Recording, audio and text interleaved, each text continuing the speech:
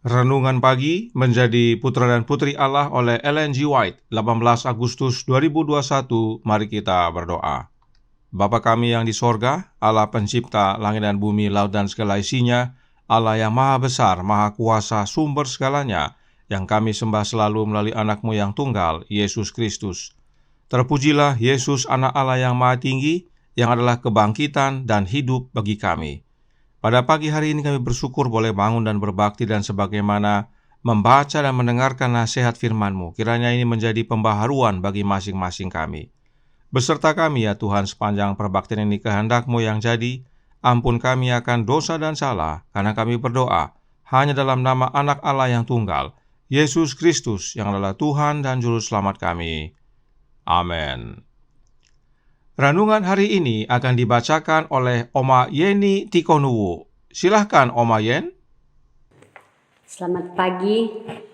Judul renungan pagi kita pada hari ini, tanggal 18 Agustus 2021, kita bermegah dalam kebangkitan Kristus.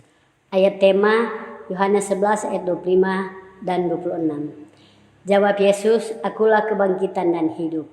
Barang siapa percaya kepada Aku, ia akan hidup walaupun ia sudah mati, dan setiap orang yang hidup dan yang percaya kepada-Ku tidak akan mati selama-lamanya. Percayakah engkau akan hal ini?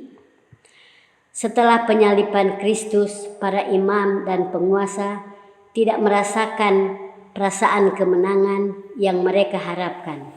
Mereka tidak bersukacita atas keberhasilan mereka dalam membungkam suara guru besar. Mereka takut kematiannya telah menarik perhatian pada kehidupan dan karakternya.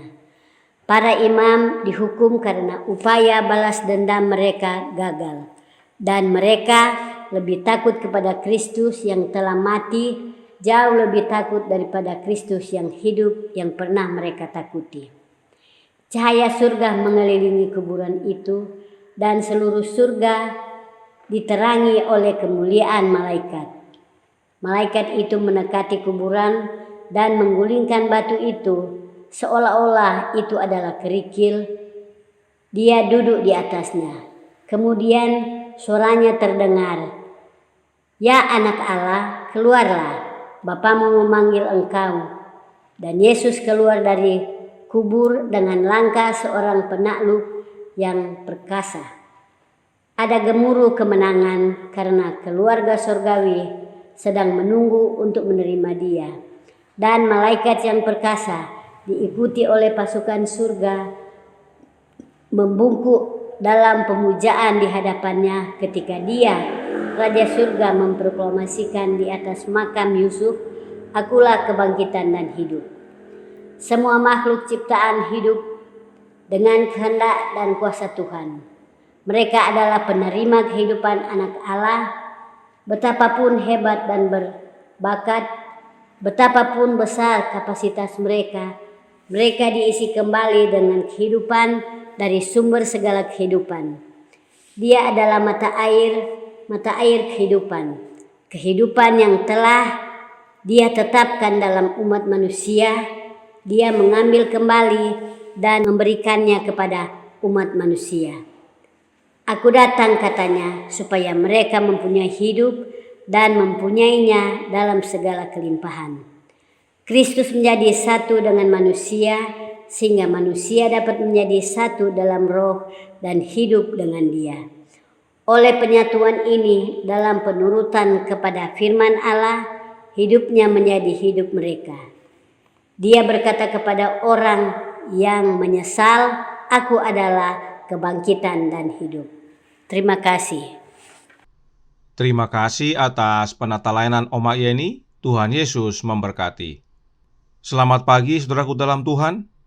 Pekabaran hari ini penting sekali umat Allah pahami, karena ini adalah keselamatan. Gereja Advent percaya bahwa Yesus membangkitkan dirinya sendiri. Kenapa? Karena doktrin Trinitas. Sebab itu saya mohon waktu untuk menjelaskannya. Saya upayakan seringkas-ringkasnya. Mari kita ikuti penjelasannya. Perhatikan penjelasan ahli teologi Gereja Advent berikut ini yang bernama Eckhard Müller, yang berbunyi, Kami tidak percaya pada tiga Allah, tapi satu Allah dalam tiga pribadi. Ketiga kepribadian ini berpartisipasi dalam satu substansi. Dalam kesatuan ilahi ada tiga pribadi yang sama-sama kekal dan sederajat, yang meski berbeda adalah satu Allah yang tak terbagi. Pendeta Mueller mengatakan bahwa Allah itu adalah satu substansi, tetapi terdiri dari tiga pribadi dan tidak dapat dibagi. Ketiga pribadi ini sama-sama kekal dan sederajat. Mueller melanjutkan dalam halaman berikutnya yang berbunyi, tiga pribadi memiliki satu alamiah yang tidak dapat dibagi. Setiap pribadi dari kealahan secara alamiahnya dan esensi Allah, dan kepenuhan kealahan berdiam di dalam masing-masing. Di sisi lain, masing-masing pribadi kealahan adalah tidak terpisahkan, terhubung dengan dua lainnya. Kembali, alamiah Allah Trinitas tidak dapat dibagi dan setiap pribadi tidak terpisahkan dan saling terhubung. Intinya, tidak dapat dipisahkan. Karenanya, jika salah satu oknum mati, apakah masih ada Allah? Tentu tidak ada. Sebab rumus Allah Trinitas adalah ada tiga Allah tetapi satu. Jadi kalau salah satu mati, maka rumus rusak dan Allah Trinitas tidak ada. Oleh karena itu, doktrin Trinitas mengajarkan bahwa Yesus itu mati namun bisa membangkitkan dirinya sendiri.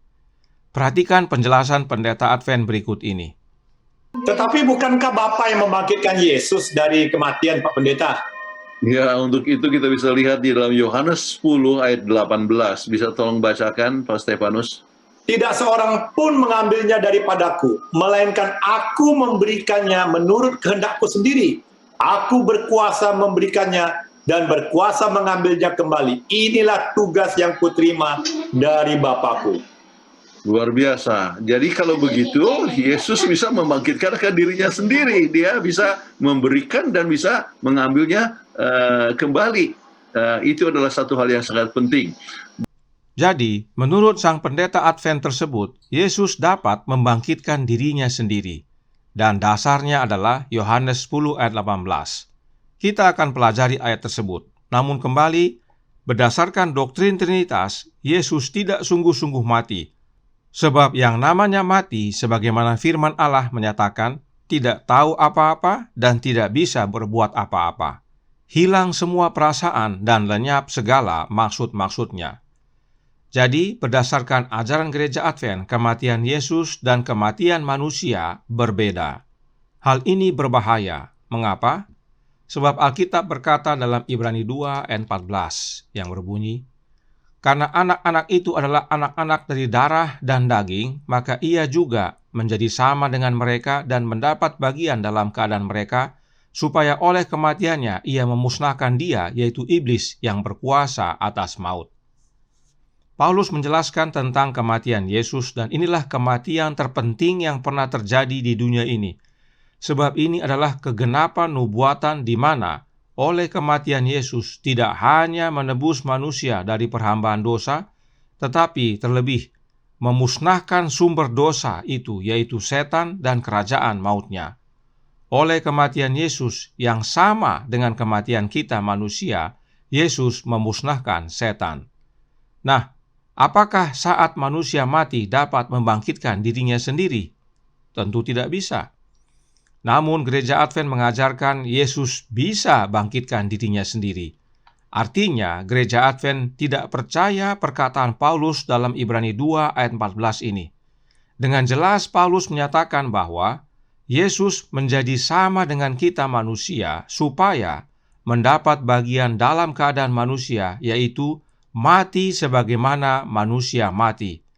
Sebab oleh kematian Yesus yang sama dengan manusia itulah Yesus musnahkan setan. Inilah kegenapan nubuatan Kejadian 3 ayat 15. Kalau kematian Yesus berbeda dengan kematian manusia, apakah setan musnah? Tentu tidak. Dan kalau kematian Yesus tidak memusnahkan setan, lalu untuk apa kita bermegah dalam kebangkitannya? Renungkan saudaraku dalam Tuhan. Sekarang mari kita lihat Yohanes 10 ayat 18 yang digunakan pendeta tadi dalam menyatakan bahwa Yesus bisa bangkitkan dirinya sendiri. Dan untuk menolong kita perlu baca dari ayat 17. Mari kita baca Yohanes 10 ayat 17 dan 18 yang berbunyi, Bapa mengasihi aku, oleh karena aku memberikan nyawaku untuk menerimanya kembali. Tidak seorang pun mengambilnya daripadaku, melainkan aku memberikannya menurut kehendakku sendiri. Aku berkuasa memberikannya dan berkuasa mengambilnya kembali. Inilah tugas yang kuterima dari Bapa-Ku. Inilah ayat yang menjadi dasar kaum Trinitas menyatakan bahwa Yesus bangkitkan dirinya sendiri. Ayat ini cukup sering kita dengar, tetapi juga ayat yang cukup sering disalah mengerti. Argumennya adalah, jika Yesus bisa mengambil nyawanya kembali, berarti dia bisa membangkitkan dirinya sendiri. Itulah yang kaum Trinitas percaya. Masalahnya adalah, jika Yesus membangkitkan dirinya sendiri, itu sama artinya dia tidak mati. Orang mati tidak dapat membangkitkan dirinya sendiri, sebab orang mati tidak tahu apa-apa, tidak merasakan apa-apa, serta tidak dapat berbuat apa-apa. Itu sebabnya disebut mati. Itulah yang Alkitab nyatakan. Saudara bisa baca dalam Pengkhotbah 3 ayat 19-21, Pengkhotbah 12 ayat 7, Mazmur 146 ayat 4, Ayub 14 ayat 10, dan lainnya. Lalu apa sebenarnya yang dimaksudkan oleh ayat ini? Perhatikan kata menerimanya kembali dalam ayat 17 dan kata mengambilnya kembali dalam ayat 18. Kedua kata tersebut diterjemahkan dari kata Yunani yang sama, yaitu lambano. Artinya, kedua kata tersebut maknanya sama. Itu sebabnya perhatikan terjemahan-terjemahan Alkitab berikut ini.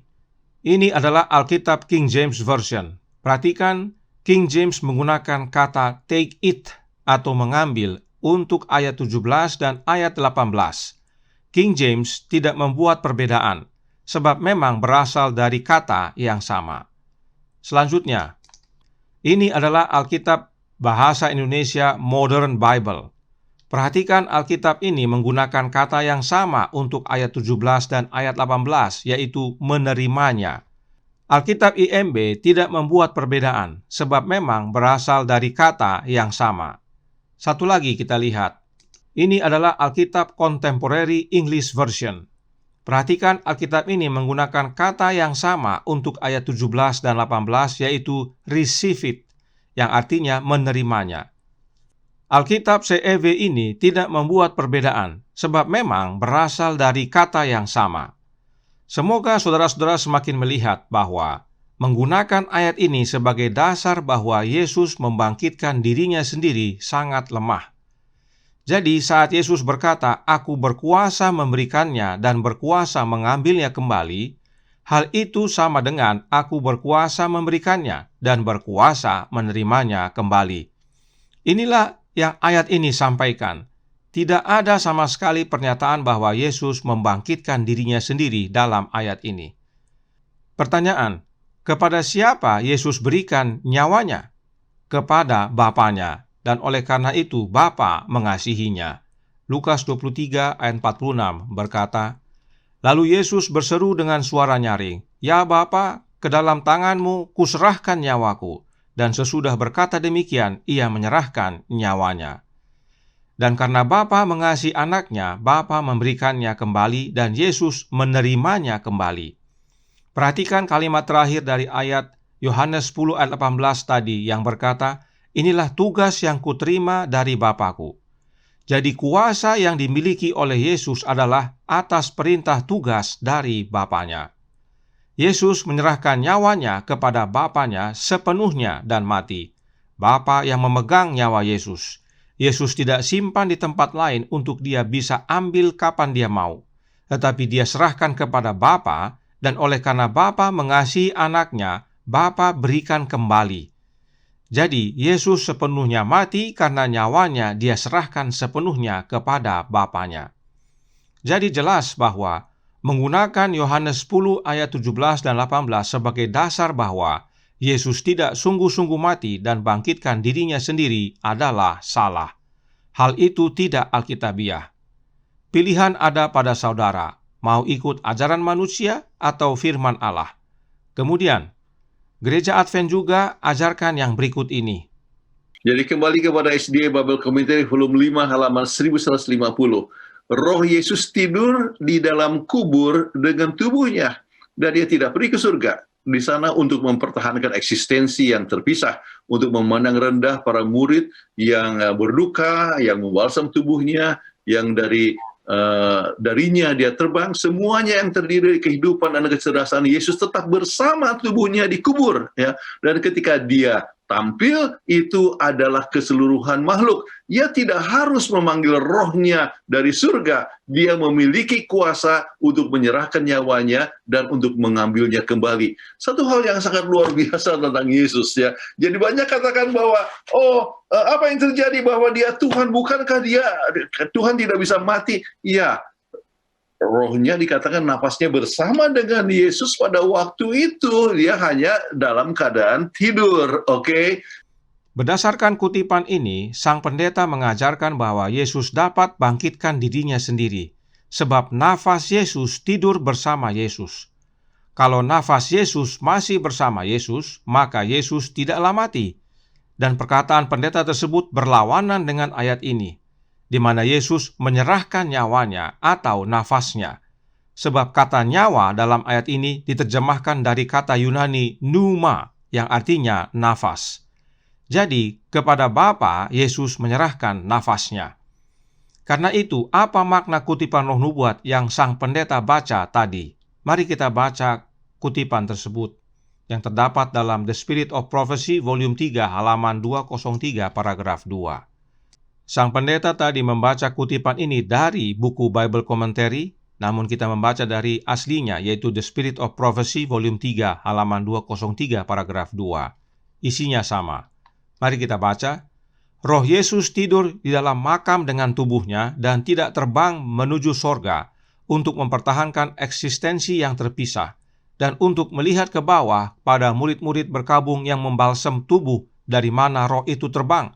Semua yang ada dari kehidupan dan kecerdasan Yesus tetap ada bersama tubuhnya di kuburan. Dan ketika dia keluar, itu adalah wujud seutuhnya. Dia tidak harus memanggil rohnya dari sorga. Dia berkuasa memberikannya dan berkuasa mengambilnya kembali. Sebelum kita lanjutkan, jangan lupa nasihat Nyonya White dalam Selected Messages buku pertama halaman 42 paragraf 2 bahwa roh nubuat menjelaskan dirinya sendiri seperti Alkitab menjelaskan dirinya sendiri. Jadi, kita tidak boleh berhenti hanya pada satu kutipan dan langsung mengambil kesimpulan. Nah, sekarang, apa yang dimaksudkan dengan Spirit of Jesus atau roh Yesus menurut roh nubuat? Khususnya yang berhubungan dengan kutipan ini. Mari kita lihat beberapa penjelasan roh nubuat berikut ini. Gospel Workers edisi 1892-1893, halaman 303, paragraf 4, berkata, Roh Yesus harus meliputi jiwa pekerja. Ini adalah kata-kata yang menyenangkan dan bersimpati, perwujudan dari kasih yang tidak memihak untuk jiwa mereka yang akan menghancurkan penghalang kebanggaan dan keegoisan, serta menunjukkan kepada orang-orang yang tidak percaya bahwa kita memiliki kasih Kristus dan kemudian kebenaran akan menemukan jalan ke hadi. Roh Yesus adalah roh yang menghasilkan kata-kata yang menyenangkan dan bersimpati. Roh Yesus adalah roh yang tidak mementingkan diri sendiri. Artinya, roh Yesus itu adalah karakternya Yesus itu sendiri. Kemudian, dalam Counsels to Writers and Editors, halaman 81, paragraf 1, yang berbunyi, dibaptis dengan roh Yesus akan ada kasih, keharmonisan, kelemah lembutan, menyembunyikan diri di dalam Yesus sehingga kebijaksanaan Kristus akan diberikan, pengertian yang dicerahkan, hal yang tampak gelap akan diperjelas. Dalam roh Yesus ada kasih, keharmonisan, kelemah lembutan. Kembali, roh Yesus itu adalah karakter Yesus. Berikutnya, Selected Messages Volume 2, halaman 374, paragraf pertama, menyatakan, yang kita inginkan adalah roh Yesus. Ketika kita memiliki roh ini, kita akan saling mengasihi. Inilah mandat yang harus kita pegang. Dengan demikian, semua orang akan tahu bahwa kamu adalah murid-muridku, yaitu jikalau kamu saling mengasihi. Yohanes 13 ayat 35. Kembali dengan memiliki Roh Yesus, kita memiliki karakternya, yaitu kasih. Jadi, Roh Yesus itu adalah karakternya. Sebab memang sesuai Alkitab, Roh itu adalah karakter. Bisa kita baca dalam Galatia 5 ayat 22 dan 23. Dan karakter Yesus tidak kemana-mana, tetapi bersama dengan dirinya. Jadi, yang bersama-sama dengan Yesus dalam kubur bukanlah nafasnya, tetapi karakternya. Sebab ingat tadi, nafasnya Yesus telah serahkan kepada Bapanya. Hal ini penting kita pahami. Kenapa?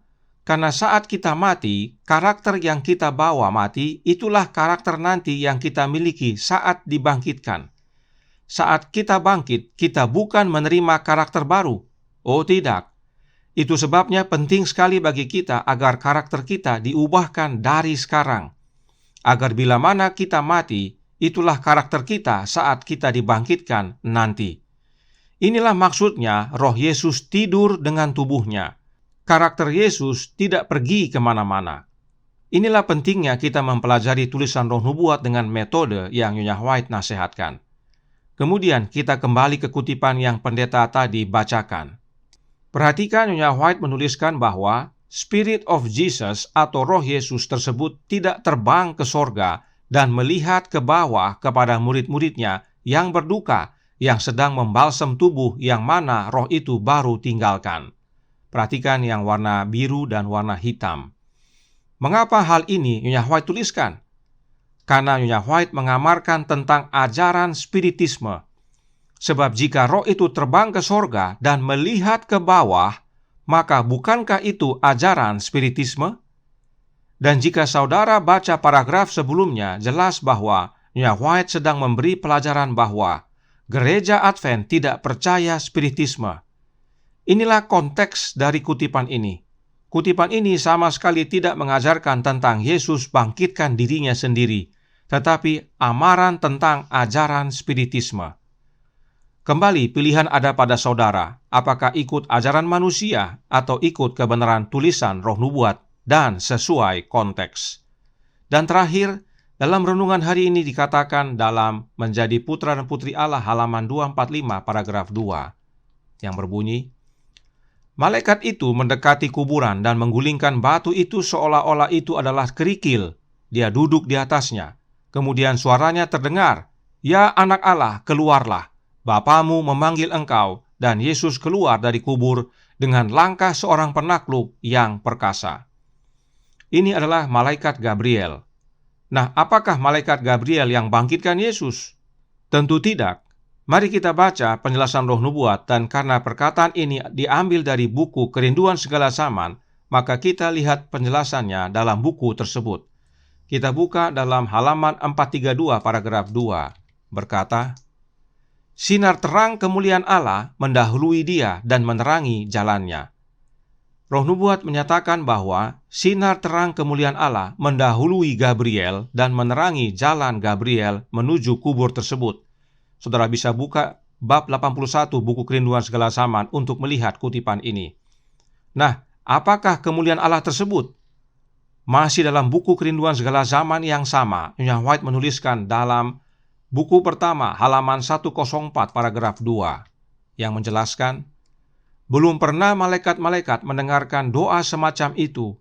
Mereka ingin membawa kepada panglima mereka suatu kabar jaminan dan penghiburan.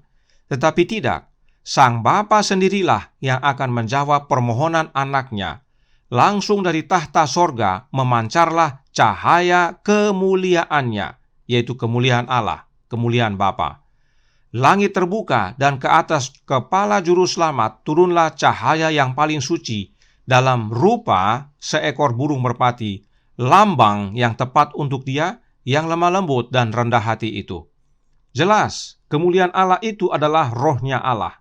Sebab itulah yang turun saat Yesus dibaptiskan, dan roh yang turun dalam rupa burung merpati itu bukanlah oknum yang lain, tetapi lambang dari karakter Yesus yang lembut dan rendah hati.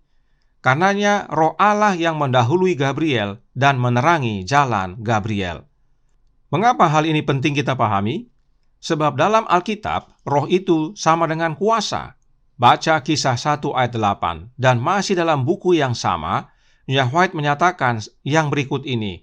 Kerinduan Segala Zaman, buku kedua, halaman 439, paragraf 3, yang berbunyi, kuasa yang sama yang membangkitkan Kristus dari antara orang mati akan membangkitkan jemaatnya dan memuliakannya dengan Dia jauh lebih tinggi daripada segala pemerintah dan segala penguasa, dan jauh lebih tinggi daripada setiap orang yang ternama, bukan saja di dunia ini, tetapi juga di dunia yang akan datang. Kuasa siapa yang dimaksudkan? Kuasa Roh Allah, kuasa Roh Bapa. Jadi, Roh Bapa lah yang bangkitkan Yesus dari mati.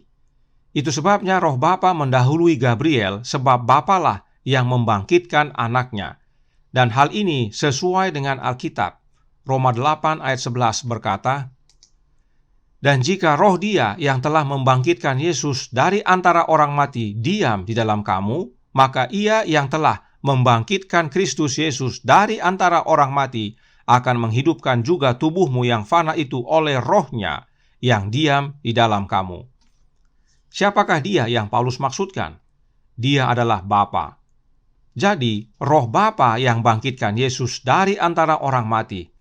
Perhatikan, jika disebut dari antara orang mati, artinya Yesus telah mati. Dan oleh Roh yang sama, kita akan dibangkitkan. Ini pentingnya kita mengerti kebenaran kebangkitan Yesus.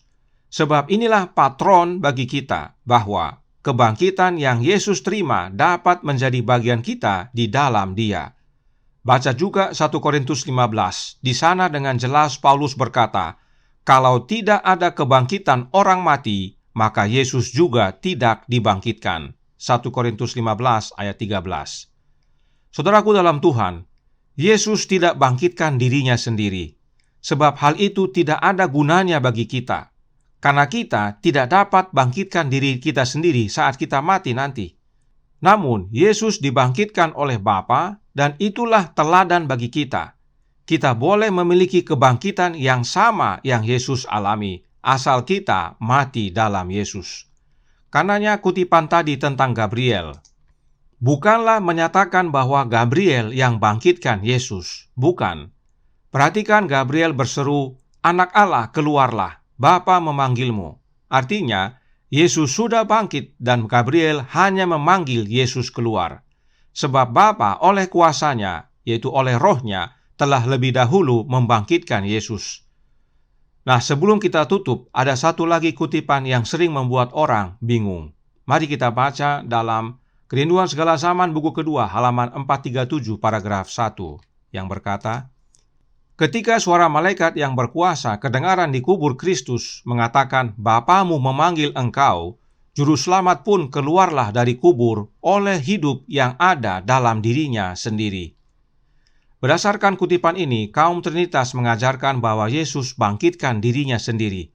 Padahal kutipan ini terdapat dalam pasal 81 di mana roh nubuat menyatakan tadi, Yesus dibangkitkan oleh kuasa roh Bapanya. Lalu apa maksud dari kutipan ini? Untuk menolong, perhatikan yang ditandai kuning khususnya dalam bahasa Inggris. Ingat tulisan asli adalah dalam bahasa Inggris. Dikatakan dalam bahasa Inggris, the life that was in himself. Kalimat ini adalah dalam bentuk lampau atau past tense, sebab ada kata was. Artinya, Yesus keluar dari kubur oleh hidup yang sebelumnya ada di dalam dirinya. Terjemahan bahasa Indonesia menyesatkan. Mohon maaf, tulisan aslinya tidak berkata demikian.